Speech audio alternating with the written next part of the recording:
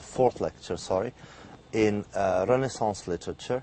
My name is Dr. Fouzi Slisli, and we will be talking today about English Renaissance literature. This is a general overview about the development, the origins of English Renaissance literature. In the next lectures, in the coming lectures, we will talk more in details about the poetry, the prose, the drama, and so on. So this lecture will mostly give you a broad overview of the literary culture of the English Renaissance. When we talk about the English Renaissance, we talk mostly about the Elizabethan era. This is the time of Queen Elizabeth I. Politically, it was an unsettled time. It was unstable. Although Elizabeth reigned, she was queen for some 45 years, there were constant threats, plots, and potential rebellions against her. There was of course, remember, England is a Protestant country at this point, but there is a movement of Protestant extremism called the Puritans. They were a constant presence and a constant threat on the English monarchy. Many of them left the country for religious reasons, and they went to set up colonies in Virginia. These were the first English colonies in Virginia in America and Pennsylvania, and these were the first colonies, and it's important to note that they were established by Protestant extremists, the Puritans. Also, there is, although England is Protestant at this point, but there is still a substantial number of the population who are still Catholic. So there is also an element of Catholic opposition or dissent, or sometimes simply called the Counter-Reformation. The Reformation brought Protestantism, so there is a Counter-Reformation, people who want to re-establish the old Catholic religion in England. So Catholic dissent under Elizabeth reached its most noted expression in Guy Fawkes' gunpowder plot. It's a gunpowder plot by this gentleman called Guy Fawkes. It was a plot against the Queen in November 5th of 1605. The incident is still remembered today every year in England, and every year on November 5th, across England there is a symbolic burning of Guy Fawkes because he attempted, I think he attempted to burn the Parliament, so there is a symbolic burning every year across England. They still do it up to this day. The Earl of Essex led a plot against the Queen too, and the plot was was considerably unsettling as far as the political climate towards the end of the century. But in spite of the instability of the era of Queen Elizabeth, her reign gave the nation some sense of stability in other ways, and a considerable sense of national and religious triumph. For example, in 1588, when the Spanish Armada, the huge Spanish fleet that was coming to invade England, was defeated, England had sovereignty over the seas. After defeating Spain, England was practically the biggest naval force in the world. And her seamen, pirates or heroes, depending on one's point of view, they went around across the world plundering the gold of the Spanish Empire to make their own queen, Queen Elizabeth, the richest and most powerful monarch in the world. So Elizabeth becomes the richest and most powerful monarch in the world, and England is on its way to becoming the most powerful empire at the time. So in spite of the instability, there was, towards the end of the 16th century, an era of triumph and stability. As far as literature is concerned, the literature of the English Renaissance contains some of the greatest names in all world literature. People like Shakespeare, Marlowe, Webster, and Johnson, as far as like drama is concerned. People are like Sidney, Spenser, Donne, and Milton among the poets. And in prose, we have Bacon, Nash, Raleigh, Brown, and Hooker. And in the center of all this cultural production and this great literature, there is, of course, the authorized version of the Bible, the authorized version of the Bible published in 1611 for the first time in a poetic English language that remains the pride of English literature even today. Some of so many great names and texts are involved because so many questions were under debate. Questions like, what is a man? What is life for? Why is life so short? What is good and what is bad? And who gets to judge? What is a king? Who is a king? What's the functions of the king? What is love? All these are like huge questions that all of a sudden the educated elite of Renaissance England felt to some extent free to explore and to write about and to give opinions on. These are questions that have been the stuff and the material of literature and philosophy since the beginning of time. And they were never so actively and thoroughly made part of everyday discussion as in Elizabethan and Jacobean literature. A quick word now about the humanist system of education. Of course, humanism also had a huge impact on England, first of all, through the education. Humanist scholars were great advocates of education. These are people that either studied in Italy or were influenced by the humanist tradition that was coming out of Italy. People like humanists like Thomas More, for example, contributed to the founding of new grammar schools across England in the 16th century, an action that made education now available not just for the nobility, for the children of the nobility or the gentry, but even for farmers. The children of farmers and average citizens could now receive a basic education in these grammar schools. Also, this is the time when England built its first two universities, Oxford and Cambridge. And of course they flourished during the Renaissance and made their legendary name at this time. At the heart of the curriculum of these educational institutions was the study of classical literature and Latin, the language of international scholarship and diplomacy. So Latin is still the language of scholarship, of international scholarship and diplomacy. When politicians or educated people from across Europe dealt with each other or talked to each other or wrote to each other, the language was Latin. So it makes sense that the curriculum of schools and universities, at the center of it was the study of Roman literature and Latin as a language. Among the most commonly studied authors were people like Cicero. He was studied for his style. Aristotle and Horace were studied for their theories on poetry. Ovid was studied for his mythology, and Europeans learned how to use mythology in their writing from Ovid. Also, Roman writers like Virgil and Quintilian were studied for their use of rhetorical figures and oratorial techniques. Students were required to translate passages from classical authors and to imitate the style of these classical authors, to imitate the genre of Latin literature, and to imitate the rhetorical and oratorial figures. In many schools, students studied and performed classical drama, usually Seneca's drama, the Roman dramatist Seneca were very popular to stage and to read and to perform in English schools. And also the Roman comedies of Plautus and Terence.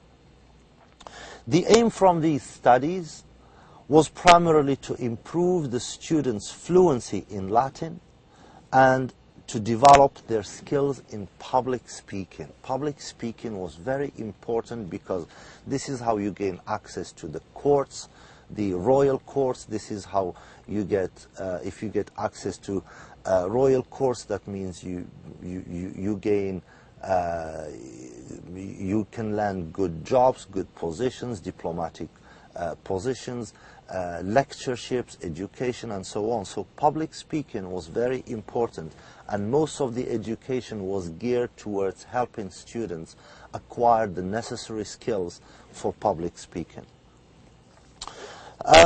Also very important as far as English literature is the development of the English language. This is a very crucial and important phase in the development of the English language.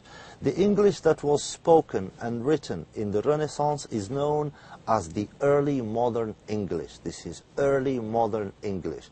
It's different from modern English. The English that we speak today is different from the early modern English. You only need to look at Shakespeare's play to realize how different the early modern English was. Of course, it has similarities with modern English, but also it has a lot of differences. The first things to note about it is that there was no standardized form of early modern English. There was no one standard form of speaking and writing early modern English. There were varieties of ways to speak and write early modern English. The modern grammatical system that we have today was not established yet, and dialect variations between East, West, North and South, dialect variations and irregularities were common. Words were also often spelt differently from one place to another, or sometimes even in the same place. Many words have now disappeared from the dictionary. Many words that were common in the Renaissance don't exist anymore. Many of them have completely changed their meaning. So there are words that we use today. If you look at the way they were used during the Renaissance, you find that the meaning had completely changed. English and other European languages, they were called the vernacular or the Vulgate. These languages were considered simple and rude and inferior in comparison to Latin. And in the Renaissance, we hear calls for the improvement and the standardization of these vernacular languages. It's very common to hear calls in Italy, in England, in France, that we need to standardize and develop our vernacular languages. There is also a lot of element of pride that this is our national languages, we need to develop our national languages, that our national languages is as good as Latin, there is no reason it should be inferior to Latin. So there is an attempt to develop the national languages. So the literature that's happening in England, not just in England, but also in Italy and France and Holland, is happening in the middle of a nationalistic atmosphere and a euphoric attempt. People who were writing in these languages felt that they were doing something for the national cause, in a way. The mission to improve the English language was nationalistic, resulting, and in a way, in England, it resulted from England's isolation after the Reformation. England was the first European country to cut off its relationship with the Pope and establish its own national church. So England became isolated, and in a way that helped the English to think about going their own way, even in terms of language. They didn't have a reason to use Latin anymore, and in the same way that they changed religion and became Protestant now, they started thinking about, developing their own language and having their own language instead of depending and using Latin that was common across Europe. To improve the English language, authors encouraged the imitation of classical syntax and the borrowing of words from Latin and other European languages. So in education, in classes, in schools, in universities, in books, authors encourage the imitation of Latin syntax. They just tell their students, imitate the syntactic form of Latin and do it in your own English language. So Latin is a source of imitation for the development of English. Other writers like Edmund Spenser encouraged reviving archaic native words from English dialects. He said we should just use old archaic words from our own English dialects and just bring them back to use, since this is a time when these vernacular languages didn't even have enough vocabulary. So some people like Spencer said we should just use words from our old dialects and just bring them back to use. By the end of the 16th century, English had been completely transformed. Now English had a massive expansion in its vocabulary. There is new words everywhere. Of course, to some people it was frightening because it seemed that their language was completely transforming. Without this linguistic revolution, and I think we can call it a linguistic revolution, English Renaissance literature would not have been as rich and diverse as it is.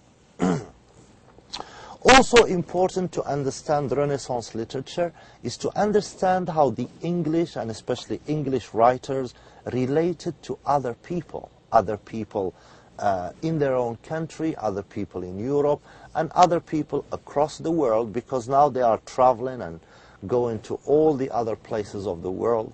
And a lot of the English literature and the ideas is inspired by these encounters with foreign nations and with foreign soil and foreign countries.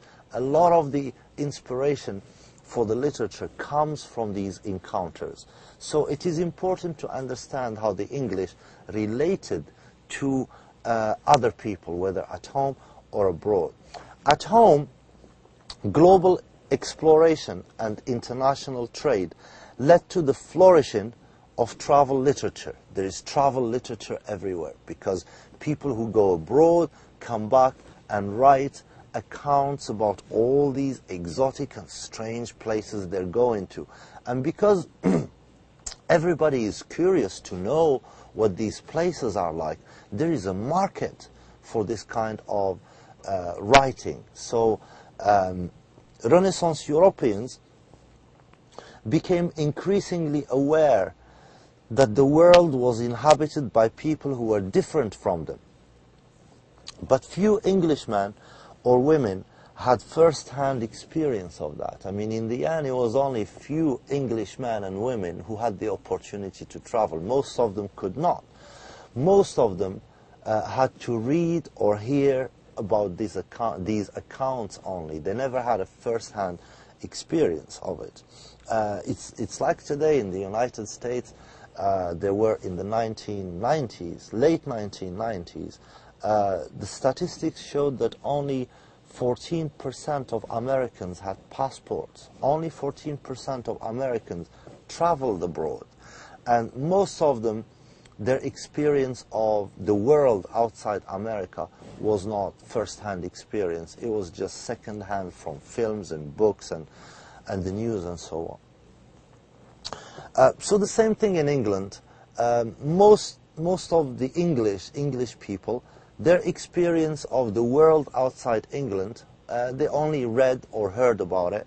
Very few had a first-hand experience of the world outside England.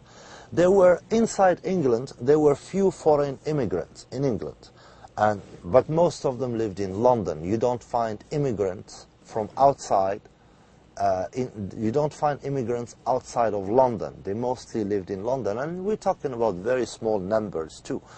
And the largest immigrant community, the largest number of immigrants were European Protestants.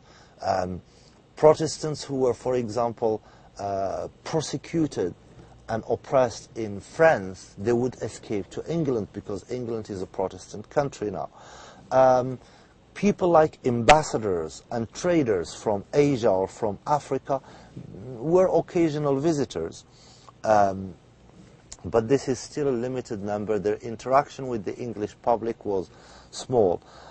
Jews were banished, were not allowed to live in England from 1290. They were banished from living in England, and Elizabeth I banned black people from living in England in 1601. The only other way in which Europeans could meet people of different nations was through travel. But travel was expensive and difficult and needed government permission. Most English people, including many Renaissance authors, never left their country, and they relied on second-hand information for their knowledge on other countries and other cultures. For example, you look at Shakespeare's plays, and he talks about so many foreign, like there is Othello is a Muslim from North Africa. He's never been to North Africa. Most of his knowledge about Muslims and Moors and North Africans is from second-hand, mostly travel accounts. As a result, Renaissance writings on other peoples and other cultures were based on stereotypes, and these accounts often vacillated between fascination, fear, and repulsion. Often, those who were seen as foreign or different, they were demonized by the English, especially when we talk about Jews and Muslims. For the English, these were evil, frightening people. Similarly, Protestants demonized Catholics, and Catholics demonized Protestants. Europeans also associated blackness with sin and ugliness, and they associated whiteness with purity and beauty. A very simplistic view of things. Blacks were often presented in negative stereotypes as wicked, unattractive, and prone to vice and lust. These stereotypes are vividly illustrated in Shakespeare's villainous Moor was black.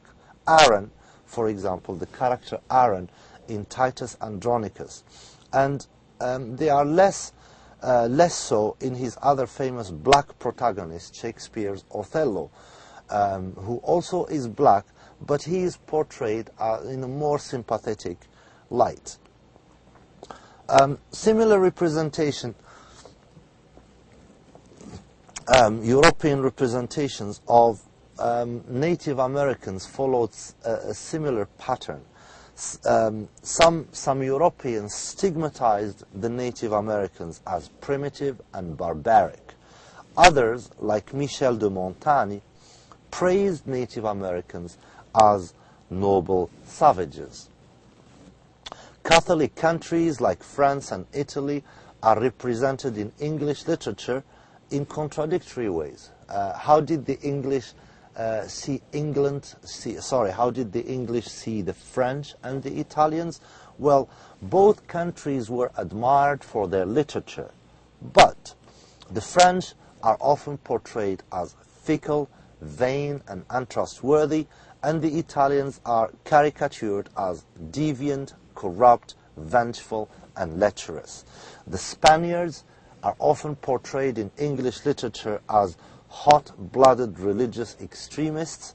By contrast, the representation of the Dutch and the Germans in English literature, because the Dutch and the Germans were Protestants, they are generally portrayed in more positive light, although Dutch characters are often portrayed having funny accent. There is sometimes like some comedy, but that's all there is.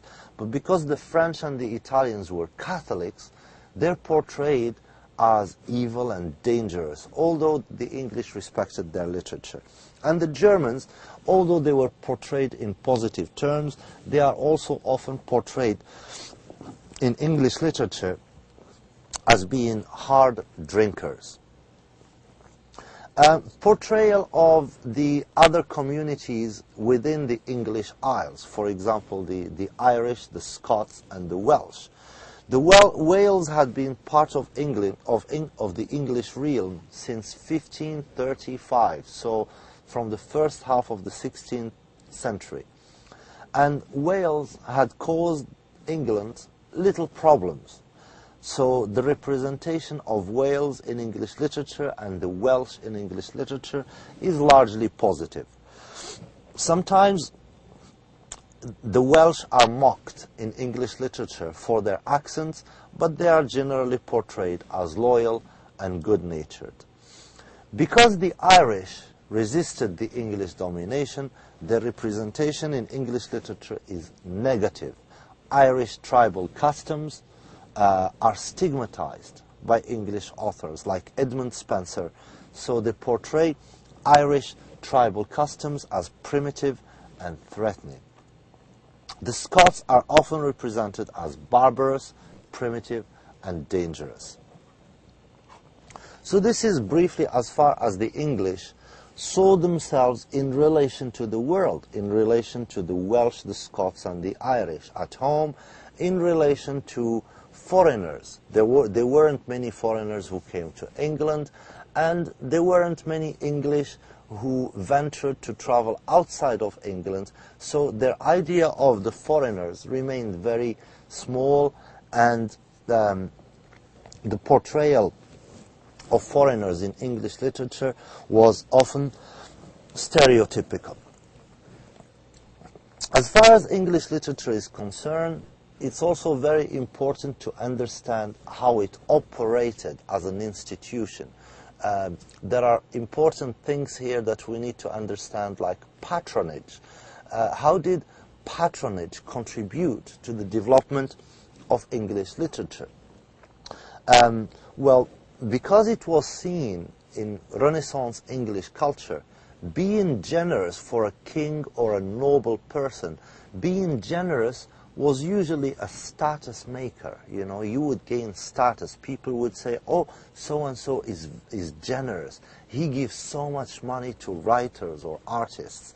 So because generosity was a marker of status, kings and rich nobles often acted as patrons or sponsors of the arts, offering support to painters, sculptors, musicians, players, and writers.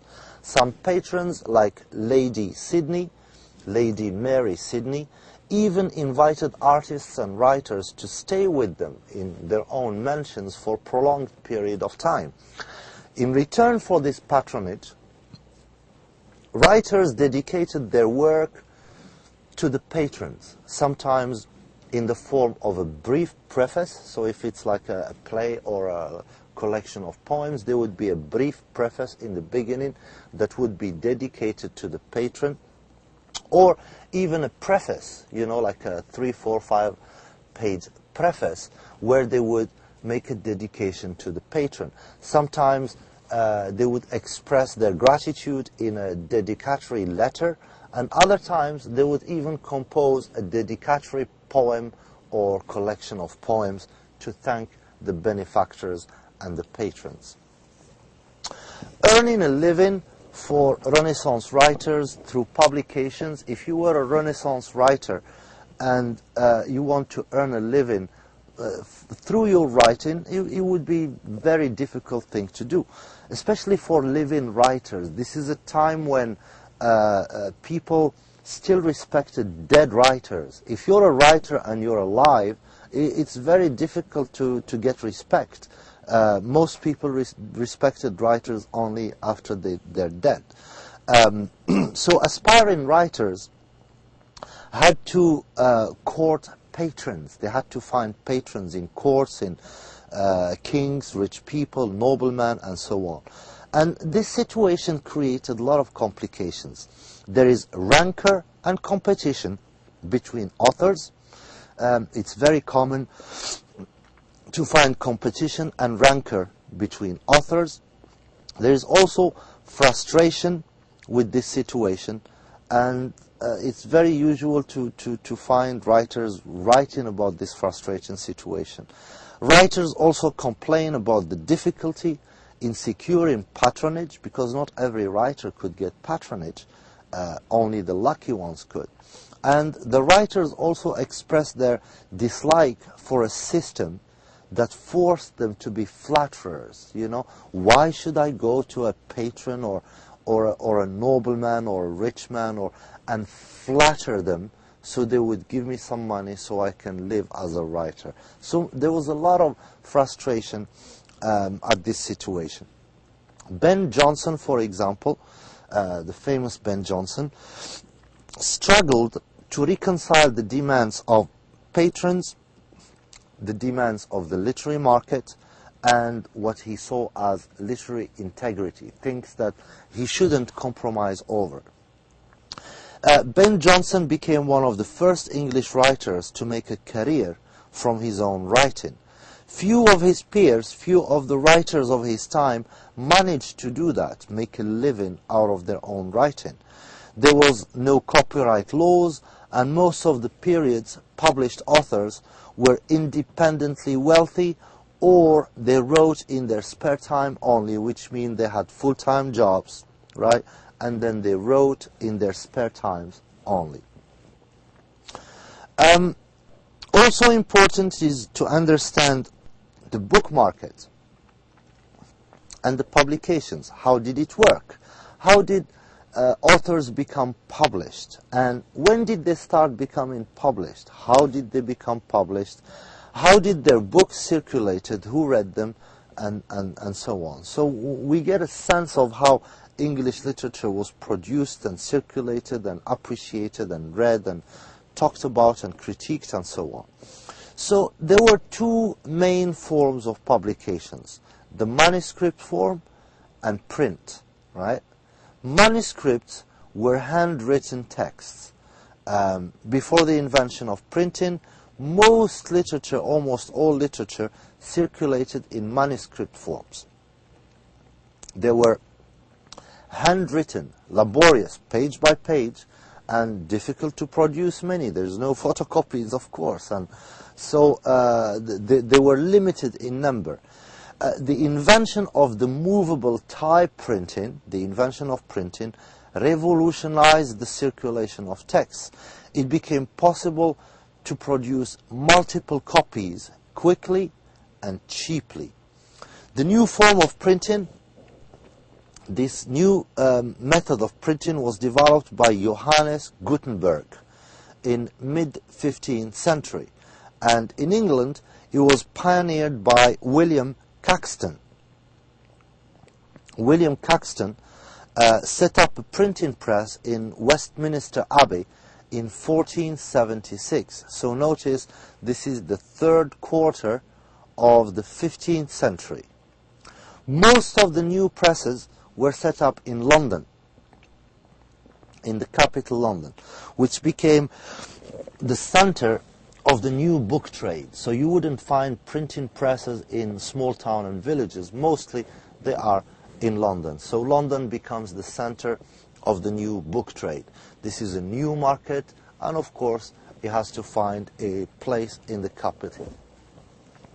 In 1557, London printers, all of them came together and formed a trade guild. So you see some kind of like organization. It's not just, you know, chaotic and whoever wants can have a printing press and books are published everywhere. No, they became organized in 1557, all London printers, and they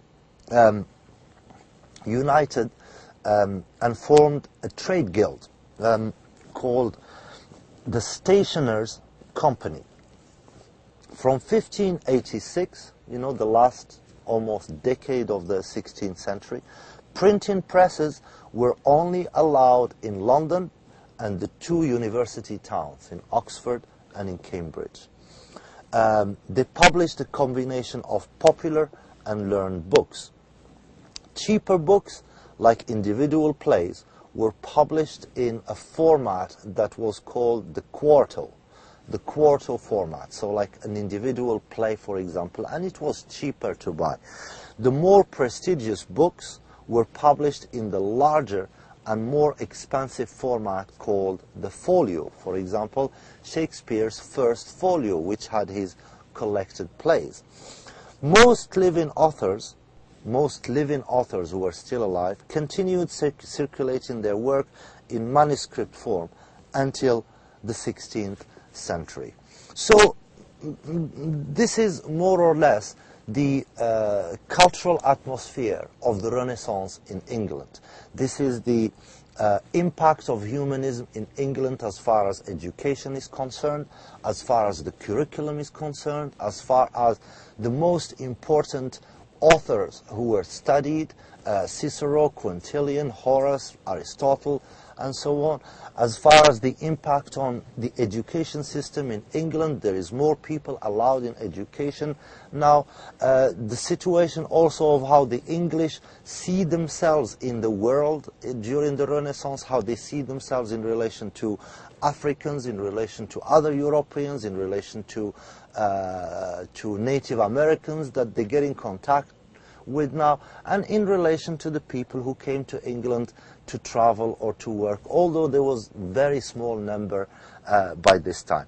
This is also the situation as far as the publication market. First of all, books circulate through manuscripts which were handwritten, and it's only towards the end of the 16th century that publications, publishing takes roots, and now books can be published in, bigger numbers. Of course, there is still state limitations, and for example, plays could not be published for, the largest number of plays you could publish would be like 300 or 400 or 500 copies. There was a limited number of plays that could be published for any single play. So more or less, this is the situation. In our next lectures, we're going to talk more in details about the literature itself. We will talk about the poetry, the prose, the drama, what kind of themes, what kind of structures, what kind of genre. And until then, I bid you farewell. Thank you for listening, and assalamu alaikum wa rahmatullahi ta'ala wa barakatuh.